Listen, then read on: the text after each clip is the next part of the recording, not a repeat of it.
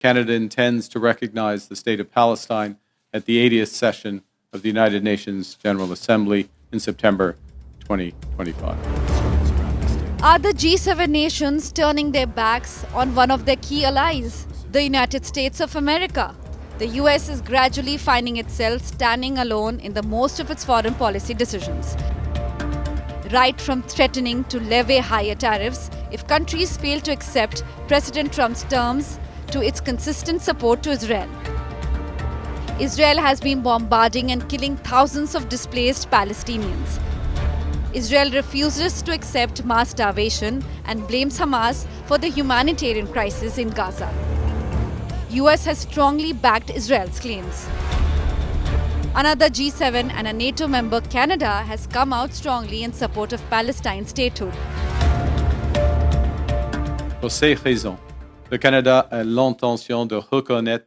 Canada intends to recognize the state of Palestine during the session of the United States General Assembly in September 2025. This intention is based on the willingness of the Palestinian Authority to undertake essential reforms, including the promise by its President Mahmoud Abbas to hold general elections in 2026 and not to militarize the Palestinian state.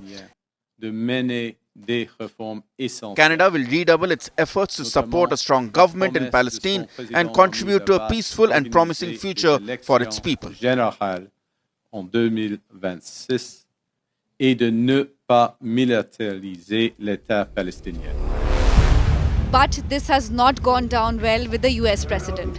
This move by Canada has prompted President Trump to resort to the tariff threat, followed by a solution reiterated by its strong Middle East ally, Israel.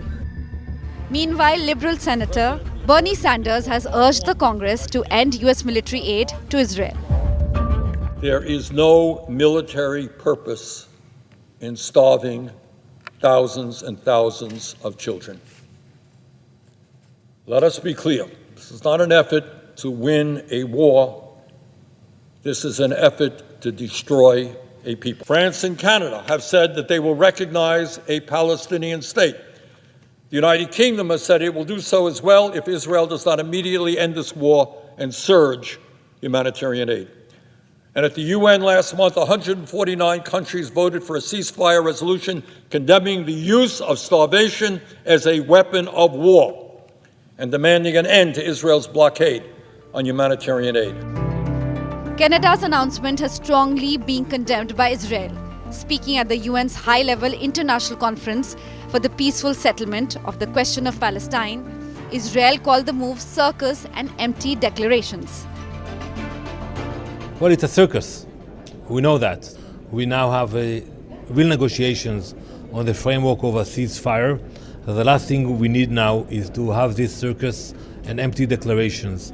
If you want to be productive, you should help Israel and the US to bring the hostages back and to get rid of Hamas. That's the first thing you should do before you think about the future in the region. Meanwhile, Qatar, Saudi Arabia and Egypt have for the first time issued a joint call for Hamas to disarm and relinquish power in Gaza Strip. A declaration signed at the UN conference has backed by the 22 members Arab League, the entire European Union and another 17 countries. Canada becomes the third country after UK and France to make the announcement for the recognition of Palestinian statehood in September. With Mahashweta Lala, Bureau Report, India Today.